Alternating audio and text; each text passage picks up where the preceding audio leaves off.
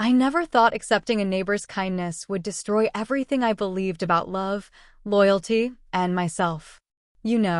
Sometimes life doesn't shatter with a bang, it cracks quietly, like a windshield hit by a small stone. You don't notice the damage at first. But then, with time, the crack spreads. It takes over everything. And suddenly, you're staring at the pieces of a life you don't even recognize anymore. That's what happened to me. It's been over a year now, but I still remember the exact smell in the air that day: warm asphalt, freshly cut grass, and the faint scent of barbecue drifting from down the block. I remember the sound of my phone buzzing over and over again in my bag, and the silence that followed when I realized my husband wasn't going to pick up. And I remember him. Jason. My neighbor. Kind eyes. Always said hello. Always offered help I never thought I'd need. I didn't know then that the smallest, most innocent "Are you okay?" could unlock something so dangerous inside me. Something I didn't even know I'd buried. If you'd told me a year ago that a flat tire would change my life, I would have laughed. Or maybe I would have cried, depending on the day. I was tired. Not just physically tired, but the kind of tired that lives in your bones. The kind of tired that comes from feeling unseen for too long. Forgotten. Like wallpaper in your own home. And when someone, anyone, finally looks at you like you matter again, it does something to you. It stirs something. You start asking questions you've avoided for years. You start wondering, is this all my life is ever going to be? I wish I could say I stopped it before it ever started. I wish I could say I didn't enjoy the way he looked at me, the way he listened, the way he noticed. But I can't. I'd be lying if I said I didn't lean into it, just a little. At first. Just a little attention. Just a little comfort. Just a little warmth in a house that had grown so cold, even my own shadow felt distant. But just a little has a way of turning into way too much when you're starving for connection. And before I knew it, there I was. In my kitchen. Crying alone. A broken picture frame on the floor. My husband upstairs unaware. And Jason. Packing up a moving truck, refusing to even look me in the eyes. That day still plays in my head like a scene from a movie I never auditioned for. The truth is, I didn't mean to fall into anything. But sometimes, life doesn't ask for permission. It just happens. And once it does, you can't go back. You can only live with the fallout. This story, my story, isn't simple. It's not black and white. It's about loneliness and timing and choices you never imagined yourself making. It's about guilt. And longing. And the aching hope that someone might finally see you again. So, if you're still listening, if you've ever felt like love skipped over you, if you've ever wanted to scream and cry and be held all at the same time, then stay with me. Because you won't believe what happened next. Subscribe to Heartfelt Tales Unfold for true stories that cut to the heart. This one changed everything for me. It all started with a flat tire and ended with a secret I still can't say out loud. But today, I'll try. I'm 42. Married. 2 teenage kids. From the outside, it looks like I have a nice life. A stable marriage. A quiet home in a clean suburban neighborhood. I smile at the neighbors, drop off casseroles when someone's sick, wave at passing cars like clockwork. It's the kind of place where everything looks fine on the surface. But behind that front door, it's silent. Not peaceful. Just empty. My husband, Greg, is a good man on paper. Steady job, pays the bills, doesn't drink, doesn't yell. But somewhere along the line, he stopped being present. He started spending more time in front of his laptop than looking me in the eyes. Always typing, always busy. Even dinner turned into a side note. He'd eat standing up, phone in one hand, barely tasting anything. At first, I made excuses. He's tired. Work is stressful. This is just a phase. But the phase became a pattern. Then a lifestyle. He stopped asking how my day was. Stopped noticing when I wore something new. Stopped touching me at all. Months would pass without a single kiss that wasn't just routine. And I started to fade. You know what it feels like to walk into a room and feel like you're not even there? To make a comment and have it fall flat, like you spoke into an empty hallway? That was my life, every day. The kids, well, they're teenagers. They have their own world. Phones, friends, slamming doors. They come down for food, grumble through a few words, then disappear again. I don't blame them. They're just growing up. But it's lonely. There's no laughter in the house anymore. No warmth. Just footsteps, the hum of electronics, and long stretches of silence. And then there's Jason. He moved in about 6 months before the tire incident. I noticed him right away, not because he was striking or loud. Quite the opposite. He was quiet, calm. There was a gentleness about him. He kept to himself, mostly. No kids. Just him and his dog, Baxter. I heard from another neighbor that he'd recently gone through a divorce. I didn't ask for details, but there was a sadness in his eyes the first time we spoke. A kind of shared understanding, though we hadn't exchanged more than a few words. He always waved when he saw me. Sometimes he'd nod while jogging by. But there was a steadiness in him, something solid, something simple. I didn't think much of it then. But now, when I look back, I think I noticed that quiet strength because it was the very thing missing from my own home. My days had become predictable. I'd wake up, make breakfast no one said thank you for, clean a house no one noticed, run errands in silence, and come back to a man who barely looked up. I didn't expect magic anymore. I just wanted to feel something again. Anything.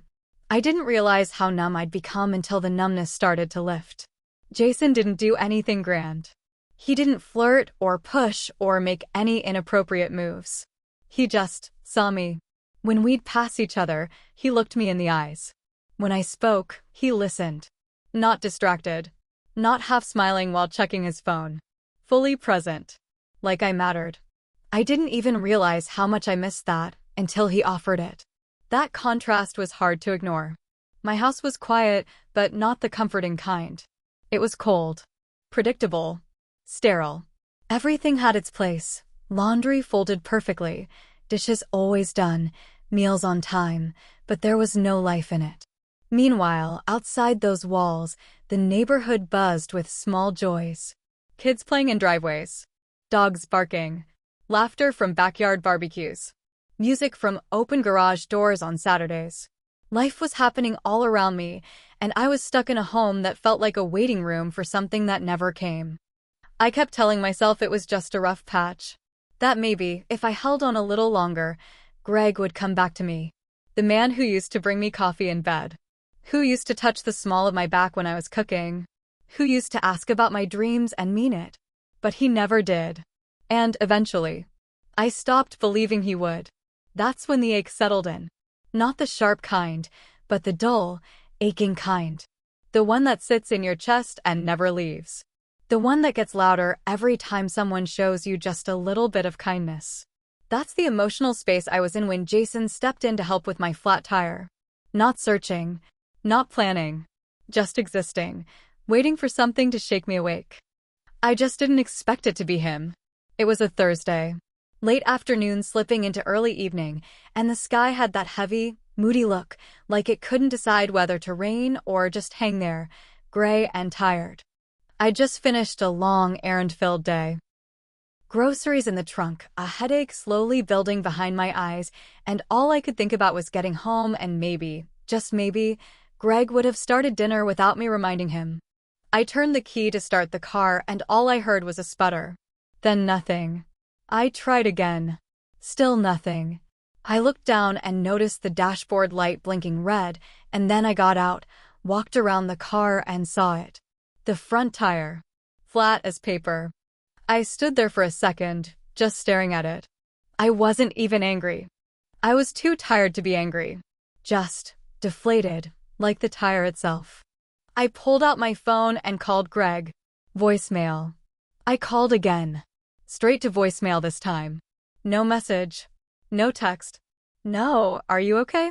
I stared at the screen for a while, thumb hovering, debating whether to call a service or maybe my son, though I knew he'd be out with friends, barely checking his phone.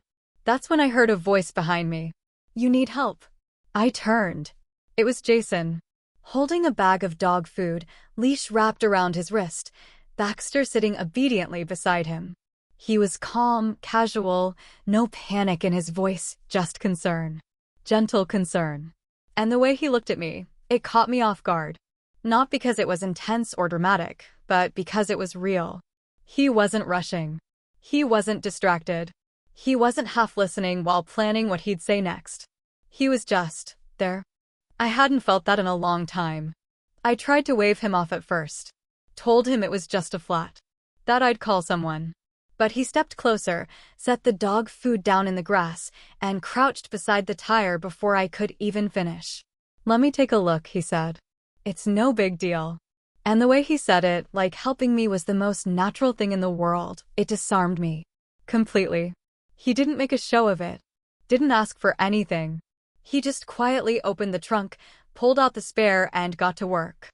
I stood there, fumbling for words, feeling suddenly out of place in my own life. I tried to make conversation, something light about the weather, but he just smiled up at me from under the car and said, "You don't have to talk if you don't feel like it. I'm just here to help." That got to me, because I realized in that moment that no one had asked how I felt in a long time, let alone told me it was okay not to perform, not to fill the silence, not to hold everything together. 15 minutes later, the spare was on and the car was good to go. I thanked him, tried to insist I'd be fine driving home. But he looked at the sky, still gray, now with a low rumble somewhere in the distance, and said, "I'll walk with you, just in case something else goes wrong." It was barely 3 blocks, but it felt like the longest, most intimate walk I'd taken in years. We didn't talk much, just enough. He asked me how long we'd lived in the neighborhood. I told him about the kids, about my husband's job.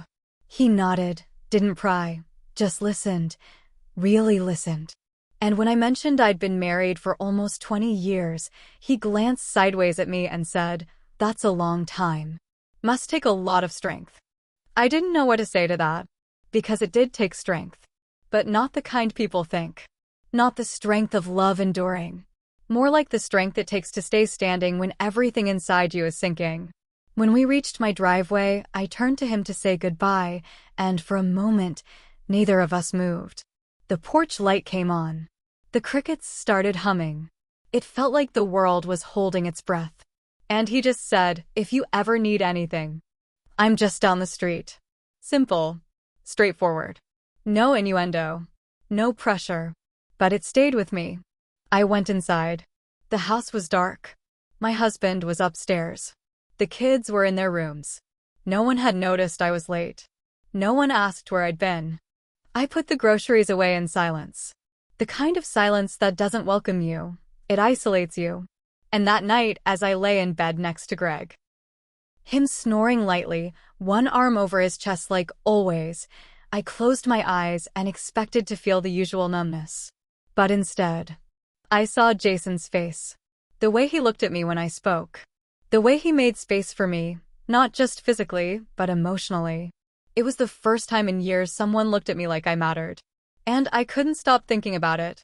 That night, I lay next to Greg in the same bed we'd shared for almost 2 decades, and I'd never felt more alone.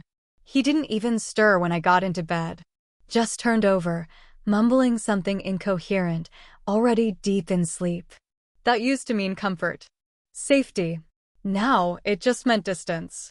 The kind of distance that no conversation could bridge anymore, not because we were angry or broken, but because we'd quietly stopped seeing each other. And there I was, thinking about Jason. Not in some dramatic, scandalous way. No, it was quieter than that. Simpler. I kept replaying the way he looked at me when I said something small, something ordinary, like how the seasons in this neighborhood reminded me of my hometown. He had this way of focusing like my words weren't background noise. Like they mattered. I told myself it wasn't wrong. That it was just refreshing. Just a neighbor being kind. That it was okay to enjoy the feeling of being heard. But deep down, something didn't sit right. Not because of what he'd done, but because of what I'd felt. Because as much as I tried to brush it off, the truth was undeniable. I missed being seen. I missed being chosen. And I didn't know how much until Jason showed up at just the right time and simply noticed me. The next day, I went about my usual routine: laundry, grocery list, answering emails no one would ever read, but something felt different. Everything Greg did started to look smaller under the weight of that difference. He didn't say good morning. Didn't ask if I got home okay the night before.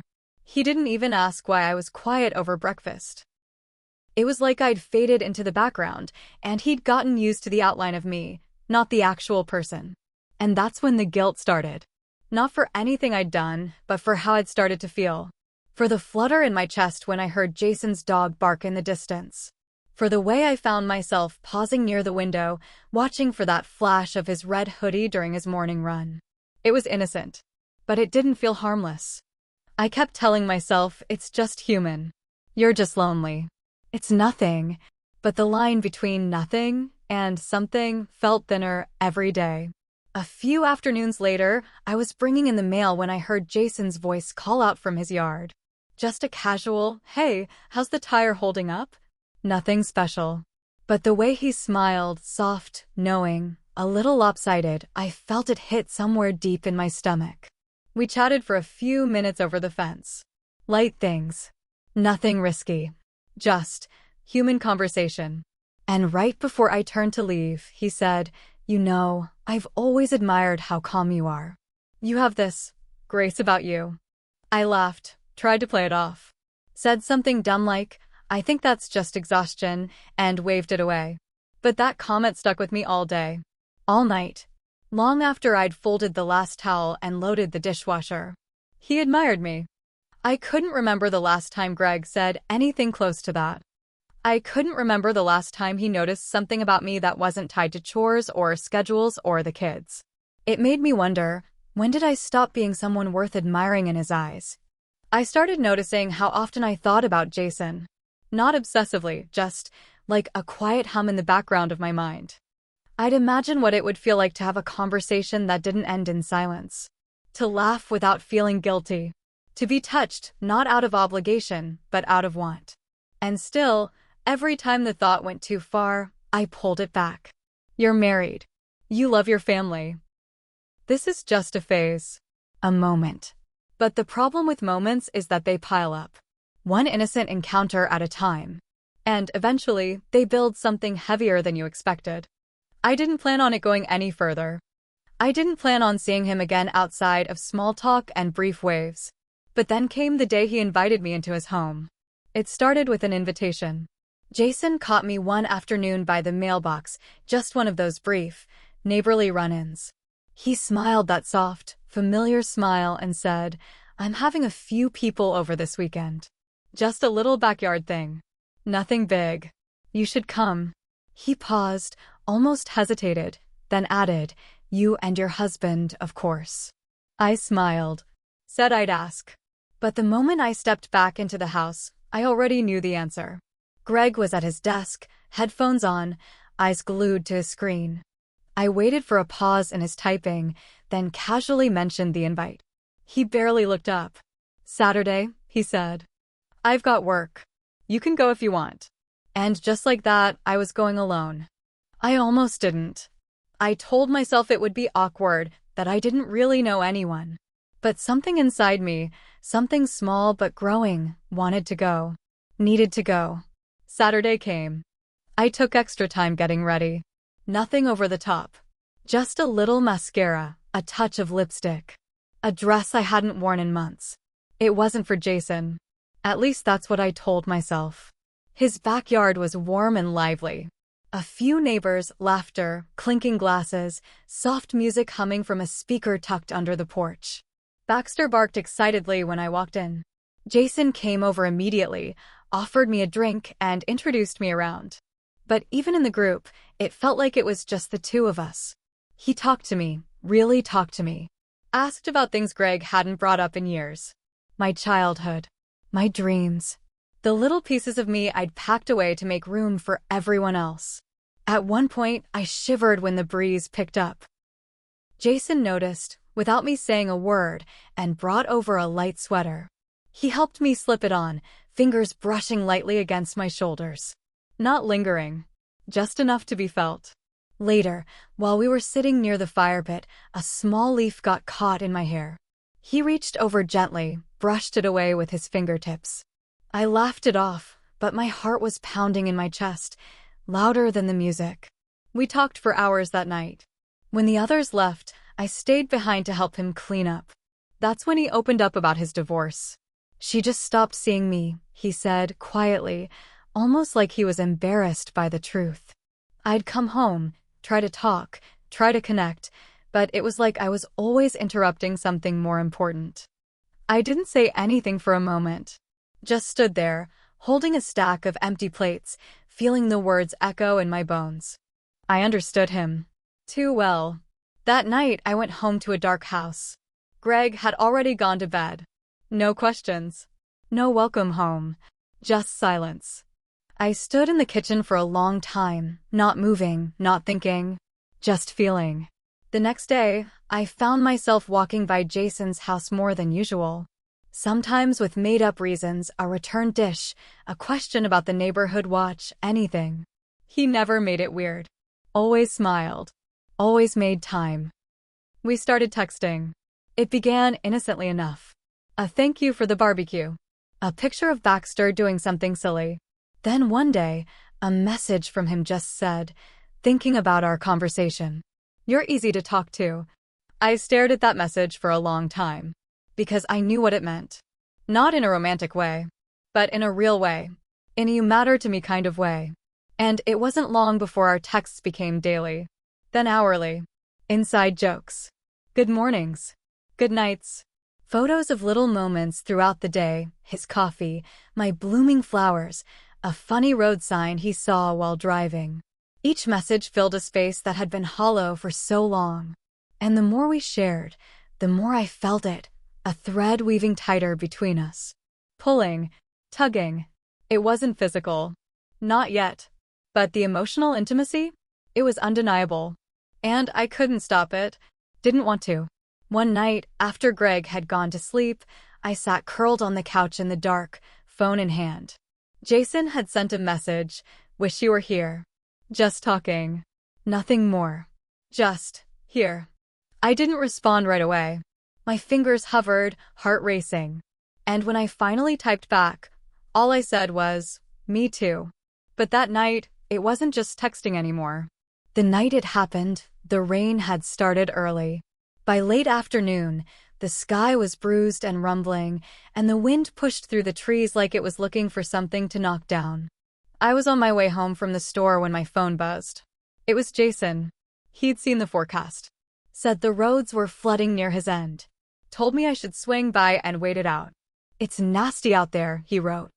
I've got wine, candles, and Baxter's already hiding under the table. Come by. It's safer. I stared at the message for a full minute. Maybe more. I could have said no. I should have. But I didn't. The air was thick when I got there. The kind of humidity that makes your skin feel like it's wearing something heavy.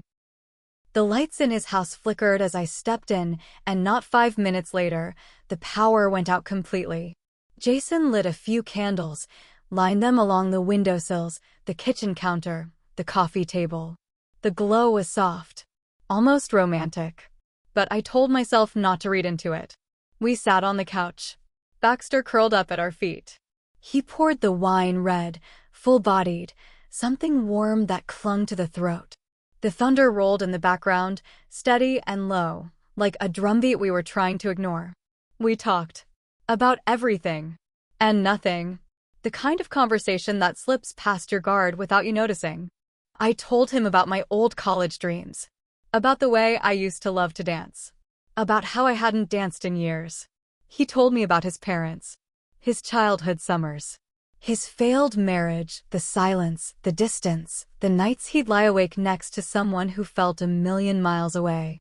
The candlelight flickered between us, making shadows dance on the walls.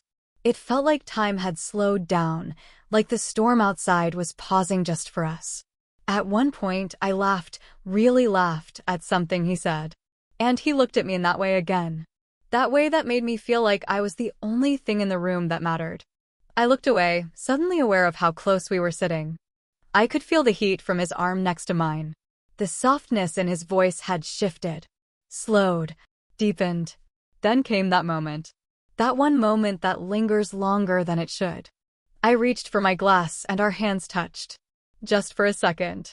But I didn't pull away. Neither did he. His thumb brushed mine. Barely a touch. But it sent something through me I hadn't felt in so long I almost didn't recognize it. Desire. Real. Immediate. Dangerous. I should have moved. I should have made a joke. Changed the subject. Anything. But I didn't. I stayed still. Frozen and burning all at once. He leaned in slowly. Gave me every second to stop him. And I didn't. His lips met mine gently, almost like he was asking a question. I kissed him back. It was soft. Careful.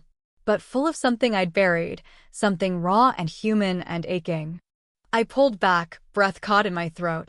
My mind screaming this is wrong, but my body, my heart, just sat there, completely still. I wanted to stop. I wanted to go home. But I didn't. I stayed. We didn't speak for a long time. Just sat there, candlelight flickering across the room, rain tapping steadily against the windows. I heard the sound of my own breathing. His.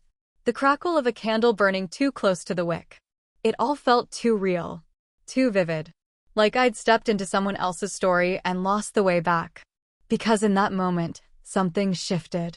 Something I couldn't undo. And what happened next? It unraveled everything I thought I knew. Subscribe to Heartfelt Tales Unfold to stay on this unforgettable journey. The morning after, everything felt different. But nothing looked different. The sky was clear again. The rain had passed. The streets were dry. The world had gone back to normal, like it didn't know what I'd done. Like it hadn't seen me cross a line I'd sworn I never would. I woke up in my own bed. Greg was already up, downstairs, making coffee like it was any other Sunday. I heard the clink of the mug, the soft hum of the news on TV. All so ordinary. But I didn't feel ordinary. I felt hollow. Like something had been ripped open inside me and left exposed to the air. I didn't sleep at all that night. I lay awake, staring at the ceiling, replaying every second. The kiss. The silence. The fact that I stayed. I'd told myself I'd never be that kind of woman. That no matter how lonely I felt, I would never do anything. That I could handle it. That I could keep it under control. But control is a funny thing. It slips quietly when your heart's been starving for too long. Jason texted me that morning. Just one message. I'm sorry if I crossed a line. Last night meant something to me. But if it didn't to you, I'll understand. I read it. Once. Twice. 3 times. And then I deleted it. Not because I didn't care, but because I cared too much. I sat on the edge of my bed and cried. Quiet, silent tears. The kind you can't explain to anyone. Because there's no good reason for them. Just a tangled mess of guilt, grief, and something that still felt dangerously close to longing. At breakfast, Greg looked at me a little longer than usual. His eyes lingered on mine like he was trying to remember something. Maybe the way I used to smile. Maybe the way we used to be. You okay? He asked, mid-sip of his coffee. I nodded. Too quickly. Too firmly. He didn't press. And that hurt even more. Because if he'd asked again, maybe I would have told the truth. But he didn't. He just moved on to the news, the weather, his schedule for the week. As if I hadn't gone missing somewhere inside myself. The kids started noticing things too. I caught my daughter staring at me during dinner, her fork hovering midair. My son asked if something was wrong with the food. It wasn't. I'd just forgotten the salt. Forgotten I was cooking at all. They didn't have the words for it, but they felt it. That something had shifted. That mom wasn't quite there. I avoided Jason after that. Crossed the street when I saw him walking Baxter. Took a different route home from the store. Stopped lingering near the window. But one afternoon, I caught him in his driveway, loading something into his car. He looked up and saw me before I could turn away. Our eyes met. He didn't smile. He didn't wave. He just stood there. There was something in his expression I hadn't seen before. Not hurt. Not anger. Resignation. Like he'd accepted that whatever had happened between us, whatever could have happened, was over. The worst part was, I didn't even know if that was what I wanted. Word started getting around. Quiet, sideways glances at the mailbox. An offhand comment from a neighbor about how late they saw me leaving Jason's during the storm. Nothing direct. Just enough to make me feel like the ground was shifting beneath my feet. I tried to pretend I didn't notice. Smiled at the gossipers. Held my chin high. But inside, I was unraveling. Jason stopped texting. He pulled back. And the space he left behind was deafening. I thought I'd feel relieved. That distance would make it easier. But all it did was highlight just how far I'd drifted from my husband, from my kids, from the version of myself I used to recognize. Everything was the same. And nothing was. And for the first time, I couldn't tell if I'd made a mistake, or if I'd simply exposed the one that had been there all along. The days that followed moved slowly, like time had thickened somehow. I went through the motions: dishes, laundry, school drop-offs, dinner prep, but my mind wasn't there. It was somewhere else. Somewhere quieter, darker. Somewhere I couldn't quite pull myself out of.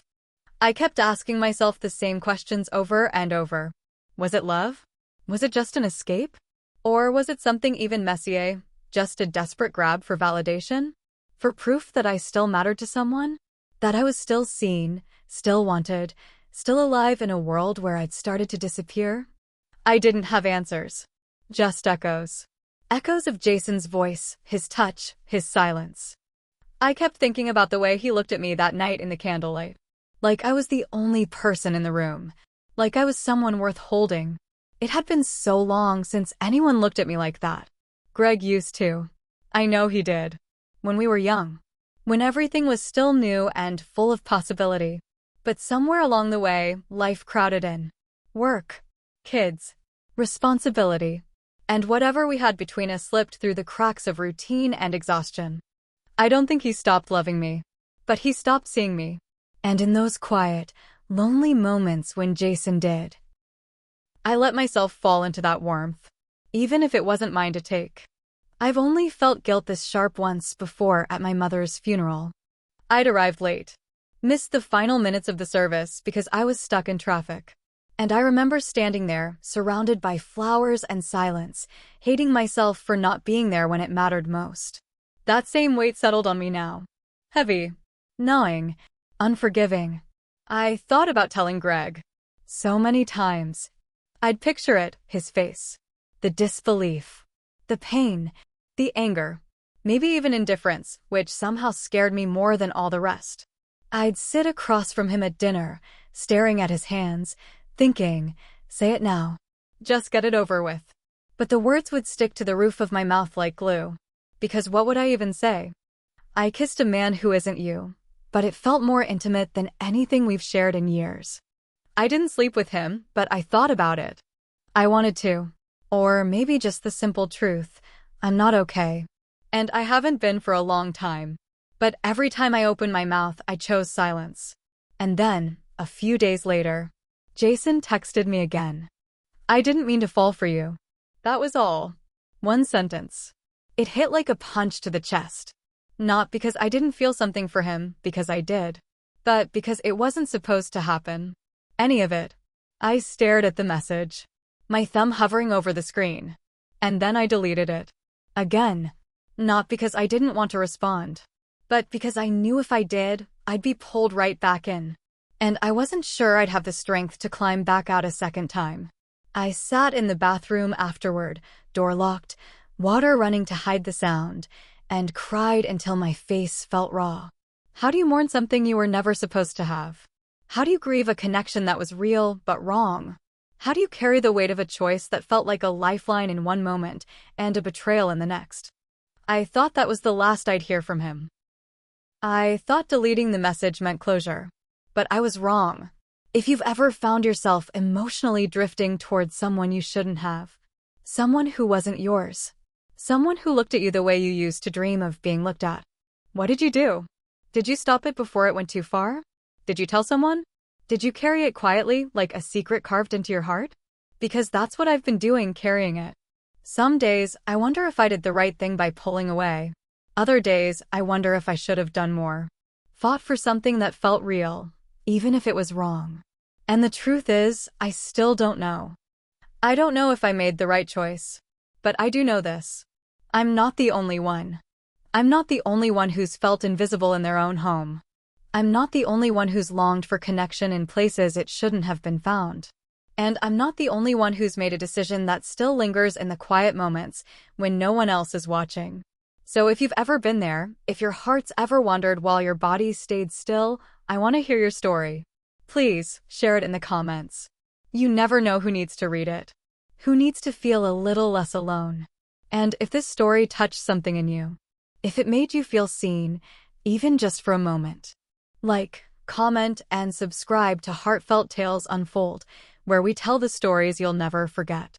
Because sometimes, the ones we can't forget are the ones we've lived in silence.